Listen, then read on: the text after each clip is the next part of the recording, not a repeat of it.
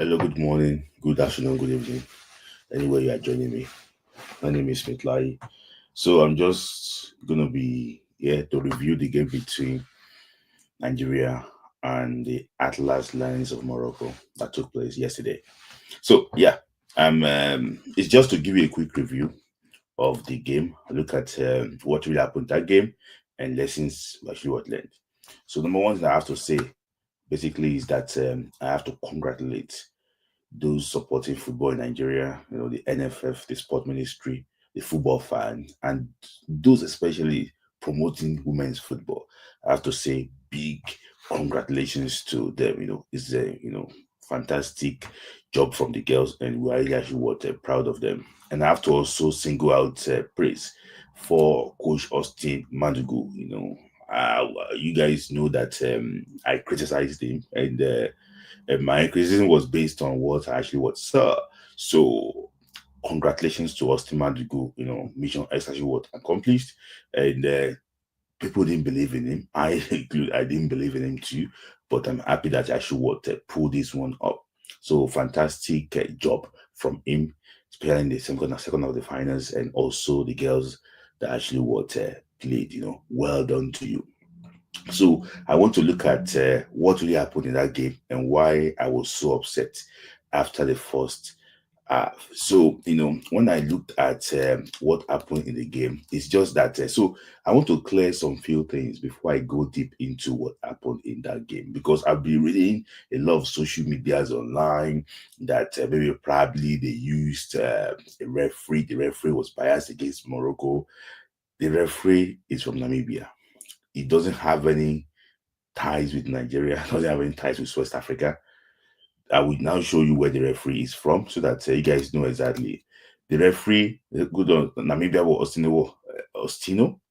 The referee is from Namibia, assisted by someone from Eswatini, Zambia. Both support, we both support VR referee. So these are just it doesn't. She doesn't have any ties with Nigeria. So I just think that most of the calls in that game are fair. I don't think he's biased. I don't think there's anything wrong with the officiating, because the Moroccan coach actually what came out after the game to blame the officials for his team defeat. For me, I don't think the officials have to be blamed. I think he needs to actually blame himself for what he did in second half. So, and let me just talk about what really happened in that game and why I think that Coach Austin Madugu got it so wrong in the first half. I know that a lot of people might be saying, "Oh, well done to the coach. I'm sorry for criticizing you before." No, I just think that if you criticize him rightfully, the first half was horrible. So if you look at the game in the first half, if you have probably actually watched my preview, if you have watched my preview before, and I will tell you some few things in my preview. If you have watched my preview before, this was the 6th minute. I said in my preview, if you watch my preview, that we should avoid losing second balls. You can see the two Moroccan players at the edge of the area. No Nigerian player marking them whatsoever. And at the end of the day, they got a volley from that angle. So I just think that you have to avoid situations like this, because Morocco, they didn't hide it at all. They showed that they can exploit you if you lose second ball. And the issue is so clear, it's so obvious. Against nearly all the teams, against Mali, against Senegal, against Ghana, they show that okay, the second ball they want you because they have players that can shoot very well from the end of the area. And Nigeria did not learn from it. That's the reason why I was really so upset that come on, what are you telling the girls initially? And you can see another thing. I told you that the tactic of the man of the Moroccan coach was spot on in the first half. You can see the press. The guy on the ball there was Flashade Jamilusi. The Moroccan player, they blocked all the passing lanes. She was meant to turn. She had to turn to traffic. The Moroccan players, they won the ball. And they have to attack us from that ball again. So this was their tactics, high energy tactics. I think they want to get the game wrapped up in the first half and sit back in the second half. I think that's what they're trying to do. We're trying to do. So they blocked all the passing lanes, and we had those solutions right in the first half. Nobody watching this review will be telling me that oh, it was confident. For you to say you were confident that the team will come back in the second half, you have been hopeful. I just think that if you look at the game tactically, he outclassed Justin Madigo in the first half. And this, okay, I've already talked about that. This is under thing. This is what led to the goal. You can see the press on Alimatu, and they know that if they press us highly, we might probably be very vulnerable to losing that ball. And they knew that the higher they win the ball, the more dangerous decision we actually would be. Shaba, you can see there waiting to capitalize on that mistake. And immediately, Alimatu, they lost that ball. He had enough space to shoot. And you can see the two Nigerian players just ball watching there. Nobody trying to close down Shabak. So, we knew that situations like this will happen. We don't have any coaching license. But what just upset us is that when you know that things will happen, why can't you tell the girls about this? Maybe the coach explained to the girls before the game, and the girls did not carry out the plan. So, but it was obvious that it wasn't working in the first half, and that was what led to their goal. So the same thing too. As far as they are pressing us, so we managed to get past them a few times. But as we get back there a few times, they had the energy to recover. You can see that was Chinwendu Yezu, trying to cross the ball to that area, but it was Folashade Ijaminusi that was the farthest up in the box to attack it. Nobody was there, and it was very easy cash for the Moroccan goalkeeper Kadijat. So that was, they made sure that they took life out of our midfield in the first half. And that was actually what happened there. And you can see clearly here too, that a lot of people came out yesterday to blame Ashley Plunter for not performing well in that game. But look at Ashley Plunter here. She was the one, she was there holding the ball. There was no player to pass to. There was a Moroccan player putting pressure on her. There was one coming to rescue. Nobody's helping her. So they had those they marked everybody. They have blocked all the passing lanes. So in this situation, I expect a player to be closer to her, to help her here. But I won't lie to you, she lost the ball here, and Moroccan have to counter again. They have to counter us again. You can see nobody. So the way us Justin Madigo organized the team in the first half, it was faulty. It was faulty. And those that criticize him after the first time, they are correct. So I'll go to that VAR actually what check later. But I just want to talk about the second half. And I think so.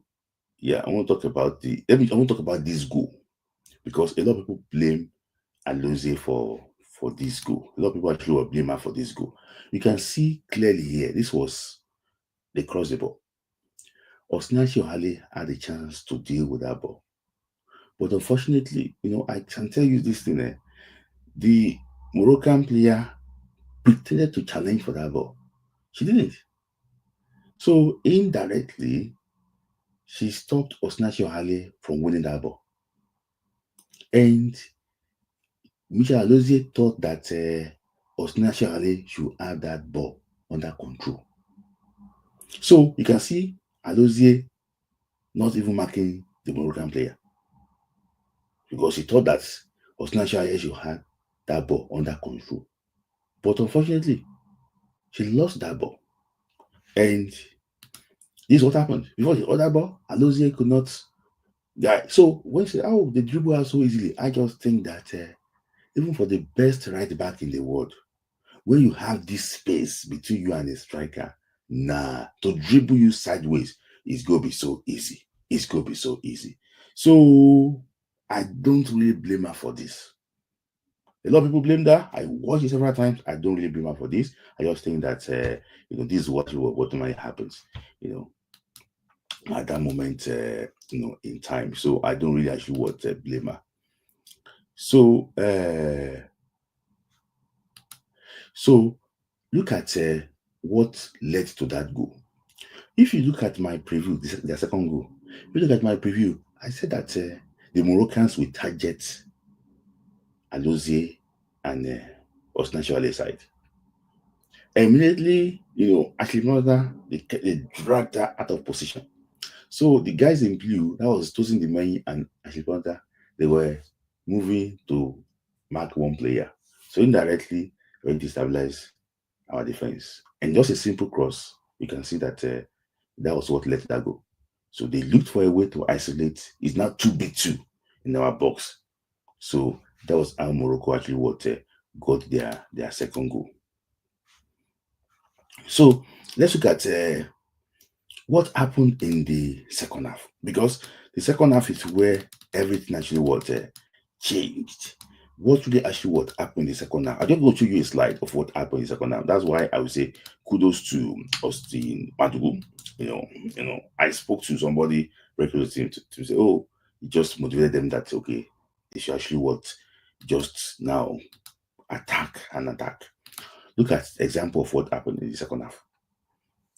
So the coach around 60 something minutes brought in Jennifer Echegine and Risola Babajide. Now you now have three players that can run around you. Three players that can attack you very well going forward. You had Esther Koronko, which I think was the best player in the whole tournament. Esther Koronko, you had you also had she also got Risola Babajide and Joe Jennifer Echegine. You can see they ran like they were able to hold the ball more, beat the press of the Moroccan. You can see clearly here the three Moroccans came for that press, but Nigeria had to beat that press. So there was another press also coming to. Before you know it, the guys actually scored the second goal. So throughout the second half, in fact, from the 60th minute to the last minute of the game, like for that 30 minutes, Nigeria pressed them and were able to beat the press. And the reason why I think we're not able to beat the press last time was that it was Deborah Abiodun that was likely playing the role of Joe Echegine. So I think that their skill set is very different. Joe Echegine is very crafty. She can make things happen out of nothing. But Abiodun is a player that likes to keep something very tidy. So, but when they took out Alimatu Wainde, they brought in Joe. So Abiodun dropped to the defensive midfield position.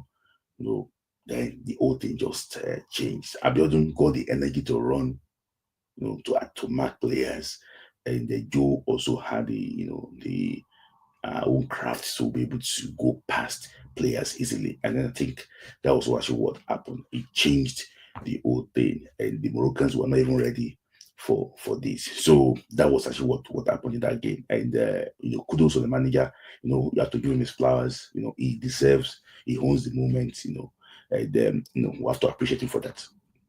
So I was also going through social media talking about the penalty claim. That why did the referee not actually award the penalty claim? Why is it? So you can see clearly here that this was a penalty claim, and I'm just going to have a better slide so that a better slide. Okay, this one is better. You can see that the ball, the man's hand is moving away from the ball. So it's like the natural position. It's moving away from the ball. The penalty awarded to Nigeria, the ball, the handball, the Moroccan player hand was moving towards the ball. So this one was moving away from the ball to the natural position. So that end, you can see that it was actually very close proximity. So the ball clearly touched the hand, but the hand was in a natural position.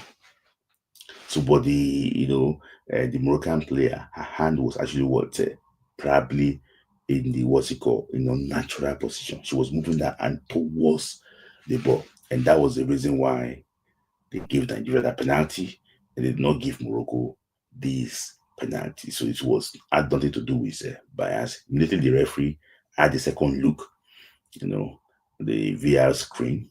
I knew that it will not give them that penalty. So that was actually what went through. And Nigeria scored a final goal here. So a final goal, and you can see clearly, there's a player I mentioned. I don't want to see go out again in the Moroccan defense that if we can work on her, she's prone to mistake. She was the one that was awarded that got the handball. She made a mistake to the second goal. And the third goal, she was the main player keeping Joe Echegine on side. So I said it several times that if you work on her, she's prone to making mistake. But also a very good defender. I just think that if you work on her very well, she can actually she's prone to making mistake. So that is that on the review. So going forward, I think the government should look for a way to also to appreciate these ladies. It's prize money and everything. There's prize money of $1 million. I believe that maybe probably $600,000 out of that they should give it to the staff and the players, because I'm not really sure that just a man to go already had salary. Maybe there's only one salary. I'm not sure because it's interim. It's not even permanent. So those are permanent and don't even take salary. So it's interim. Maybe probably they should be able to pay him now. And secondly, to the players that played, they should be able to compensate them. We don't want to, because all these things now, somebody just go and take 100,000, take 200,000, say they're owing me, Before you know it, they'll be giving those guys $5,000, which I think is unfair. And also, too, there are a couple of home-based players that came to this WAFCON. Players like Richard Nachuku, players like Miracle Oseni, players like Sikiratu Isa, that came to this WAFCON. Please, they should give them in dollars. They should not give them in naira, because I've seen situations like this that they will give the players abroad with dollars. They will give players in Nigeria with naira. I just think that they should pay them, because both of them are teammates and also deserve the same treatment that you give to those actually that came from actually what played like their trade abroad. That's actually what my take on that. I also think so. And secondly, too, kudos to Osnemadugu, but this is not a new level. Let's be honest ourselves. This is not a new level. Nigeria, we have been here before, and this is the 10th time that we're going to be here.